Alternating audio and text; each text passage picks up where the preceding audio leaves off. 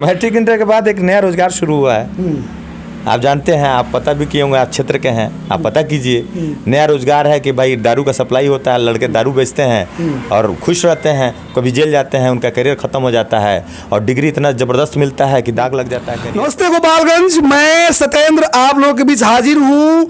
राष्ट्रीय जनता दल के उपाध्यक्ष फैज अकरम जी के साथ इनसे वार्ता होगी। आज के वर्तमान परिवेश में जो चुनावी सरगर्मियां हैं, इन तमाम मुद्दों पे इनसे भी चर्चा करेंगे। सबसे पहले फैज जी स्वागत करेंगे खबरगांव तक। बहुत बहुत धन्यवाद आपका और आपके श्रोतागण को भी बहुत बहुत बधाई। इस छठ के महापर्व के अवसर पे आप हमारे आवास पे आए हैं, हमसे बात कर रहे हैं, इसके लिए बहुत बहुत शुक्रिया आपका। चूँकि आप गोपालगंज जिला के उपाध्यक्ष हैं और राजद में, और आपकी महागठबंधन जो है 6 सीट पे जो चुनाव लड़ रही है, कहाँ का क्या समीकरण है, तमाम चीज़ों पे हम आपसे बात करने के लिए हाजिर हैं। फिलहाल हम शुरुआत करते हैं आप जहाँ से निवास करते हैं, कुचायकोट विधानसभा की तरफ। पहले शुरुआत वहीं से करेंगे। क्या लगता है कुचायकोट? अब आप लोग फील्ड में देख रहे हैं, घूम रहे हैं, कुछ बदलाव की लहर आपको दिख रही है। खैर, हम अपनी बात करते हैं। हम जो अभी तक जो हमारा जो पॉलिटिकल एक्सपीरियंस रहा है, उस नाते हम क्षेत्र में भ्रमण किए हैं, सुनीता जी के साथ भी घूमे हैं, उनके अलावा भी क्षेत्र में इधर उधर गए हैं। लोगों में एक बदलाव का अलग तरह का लहर है। लोग चाहते हैं बदलाव हो, ये किसी विरोध या किसी का ये करके नहीं। लोग चाहते हैं कि जो चीज़ नहीं हुआ, बेसिक नीड्स जो है उन पर ध्यान नहीं दिया गया, तो कोई आए ऐसा जो हम लोग को, जो पिछड़े तबके के लोग हैं, गरीब लोग हैं, उनको भी उनकी भी बात रखी जाए, उनको भी मुखर होकर अपने विधानसभा में रहने का, आगे बढ़ने का मौका मिले। इसलिए एक बदलाव की लहर है, इससे कोई इनकार नहीं कर सकता। चलिए थोड़ा सरकार की तरफ चलते हैं। जनता दल यूनाइटेड की सरकार सुशासन बाबू की सरकार के नाम से जानी जाती है। नीतीश कुमार सुशासन बाबू के नाम से जाने जाते हैं। सुशासन बाबू को किस नाम से? देखिए, लोगों का कहना और डेटा दोनों अलग अलग चीज़ें हैं। लोग तो भाई जो आप माहौल बनाते हैं या पब्लिसिटी करते हैं, या फिर आप जो भी आप पब्लिक में न्यूज़ चैनल्स या बहुत सारी चीज़ों से माध्यम से आप अपने आप को इमेज मेकिंग का काम करते हैं, तो उसमें आपको आम आदमी जो अशिक्षित है, बहुत ज़्यादा शिक्षा का स्तर बहुत कमज़ोर है, वहाँ पे तो भाई आप जो दिमाग में डालेंगे फीडबैक, उस तरह से बात होती है। एक चर्चा का विषय है कि बहुत विकास पुरुष हैं, लेकिन हमको नहीं लगता है कहीं से कि विकास पुरुष हैं। अगर विकास पुरुष हैं, आपके माने से सुशासन कह रहे हैं, तो अब जानते हैं आए दिन, अब पिछले अगर 6 महीने का लिस्ट उठा के देखें तो गोपालगंज में जितने मर्डर हत्याएँ हुई हैं, आप सो कॉल्ड जंगल राज जो कहते हैं, उनमें उस तरह का डाटा नहीं है। ये आप जानते हैं, आप यहीं के स्थानीय पत्रकार हैं, किस तरह की करप्शन है। थाने में जाइए तो किस तरह का करप्शन है, ब्लॉक में जाइए तो इस सुशासन के सरकार में आम आदमी ही पीड़ित हो तो उसको सुशासन कैसे कहेंगे? नीतीश कुमार की सरकार ने शिक्षा, रोजगार और छोटे छोटे जो व्यवसाय है के लिए तमाम पैसा भी खर्च की है। जीविका बहनों को जो है कि कहीं ना कहीं छोटे छोटे लघु उद्योग खोलने के लिए ये कर रही है, प्रयास कर रही है। इसके बारे में क्या कहेंगे आप? देखिए, पहली बात है शिक्षा, तो शिक्षा मंत्री ही यहाँ हैं। शिक्षा मंत्री थे नीतीश जी के, और इतना अच्छा शिक्षा व्यवस्था है कि आप दिखा दीजिए, चाहे कुचायकोट में हो, चाहे इसके क्षेत्रीय अगल बगल के विधानसभा में कहीं भी एक सरकारी कॉलेज खुला हो जिसमें बच्चे जो जाके एजुकेशन ले सकें। मैट्रिक इंटर के बाद एक नया रोजगार शुरू हुआ है। आप जानते हैं, आप पता भी किए होंगे, आप क्षेत्र के हैं, आप पता कीजिए। नया रोजगार है कि भाई दारू का सप्लाई होता है, लड़के दारू बेचते हैं और खुश रहते हैं, कभी जेल जाते हैं, उनका करियर ख़त्म हो जाता है और डिग्री इतना ज़बरदस्त मिलता है कि दाग लग जाता है करियर पर कि हाँ भाई ये इनके ऊपर ये केस है, ये मुकदमा पास। बिल्कुल। और बेरोजगारी करें, करप्शन बढ़ेगा, यहाँ पे लड़के करेंगे क्या? उसके बाद से चोरी चमारी छिनतई यही करेंगे।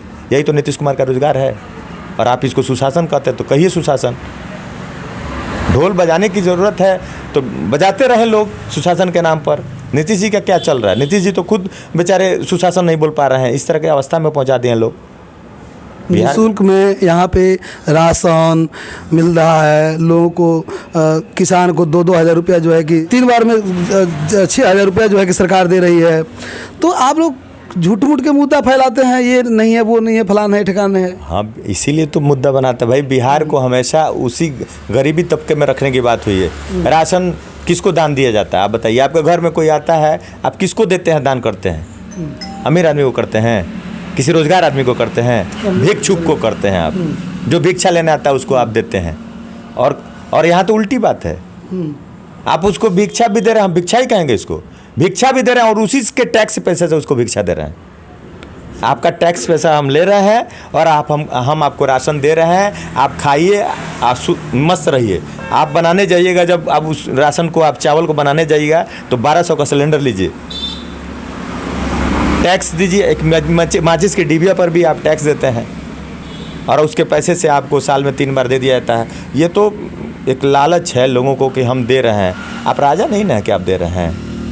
आपके कुचाय कोट में जो प्रत्याशी आए हैं, आप चूँकि वहाँ के स्थानीय हैं, कुचाय कोट में जो आपके प्रत्याशी आए हैं हरिनारायण सिंह कुशवाहा जी, उनसे वो क्या विकास करेंगे? विधायक बन जाएंगे तो वो क्या करेंगे? उनसे आप लोगों को क्या उम्मीद है? किस उम्मीद पर आप लोगों ने उनको टिकट दे दिया? आपको देखिए, हरिनारायण जी को जितना हमने जाना है अभी तक, उनसे बात में यही हमको मुद्दा पता चला कि वो बहुत अच्छे व्यवसायी हैं, बहुत बड़े व्यवसायी हैं और उनको किसी पैसे की कमी नहीं है। वो पैसे के लालच में हमारे विधानसभा में नहीं लड़ रहे हैं। वो लोगों की आवाज़ बनना चाहते हैं, लोगों की मदद करना चाहते हैं, यहाँ विधि व्यवस्था ठीक करना चाहते हैं, फैक्ट्री लगाना चाहते हैं, उद्योग धंधा में लोगों को डालना चाहते हैं। जो उद्योग धंधा नीतीश जी ने दिया है, दारू वाला, जेल जाने वाला, आने वाला, उस धंधे को बंद करके लोगों को ओरिजिनल ये करना चाहते हैं। यहाँ शिक्षा का व्यवस्था सुदृढ़ करना चाहते हैं, यहाँ यूनिवर्सिटी कॉलेज लाना चाहते हैं। शिक्षा मंत्री तो देख रहे हैं घोटाले में मुब्तला है।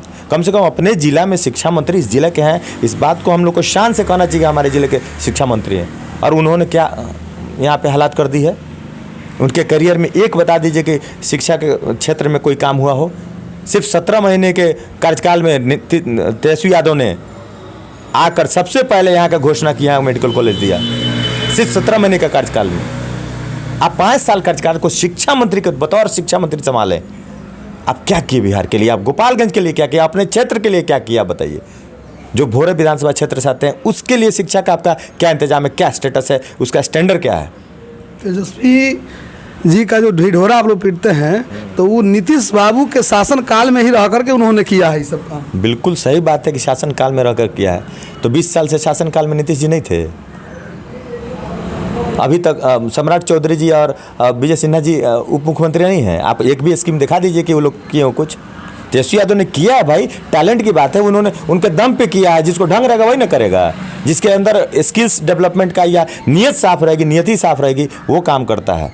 आप सिर्फ पद पे स्थापित हो जाने से आप काम कर लेंगे।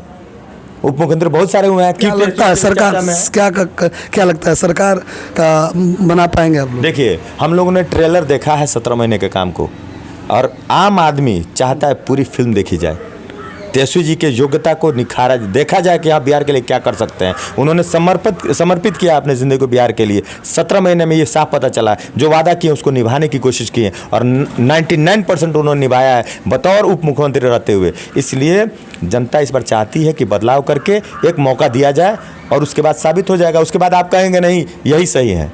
मेरा अपना वादा है जो हम पर्सनली जानते हैं अपने नेता को। जी, तो हमारे बीच मौजूद हैं फैज़ अकरम अफरोज़, और ये हैं राष्ट्रीय जनता दल के गोपालगंज के उपाध्यक्ष। इनसे तमाम बातें हुई। चलते चलते तमाम श्रोता हैं, छठ का महापर्व चल रहा है, क्या कहिएगा फैज़ भाई? देखिए, जानते बिहार का सबसे बड़ा पर्व महा छठ पर्व कहा जाता है और आप बहुत उसी उपलक्ष्य में आए हैं। मैं सभी सनातनी भाइयों और उन माताओं बहनों को उनके पर्व का बधाई देता हूँ, हार्दिक बधाई देता हूँ। आप अच्छे से अपना त्यौहार मनाएं और सुख शांति समृद्धि गोपालगंज के लिए प्रार्थना करें और यहाँ अमन चैन से एक अच्छे बदलाव की लहर को कायम करें और गोपालगंज में भी ज़्यादा से ज़्यादा सीट जिताकर हम लोग इस बदलाव के में हिस्सा बने। वाह, तो हमारे बीच फैज़ भाई थे। इनका बात कैसा लगा और हमारे और इनके बीच जो बात हुई कैसा लगा, कमेंट में राय दीजिएगा। ये वीडियो अच्छा लगा हो तो ज़्यादा से ज़्यादा शेयर कीजिएगा। नमस्ते, प्रणाम, जय हिंद।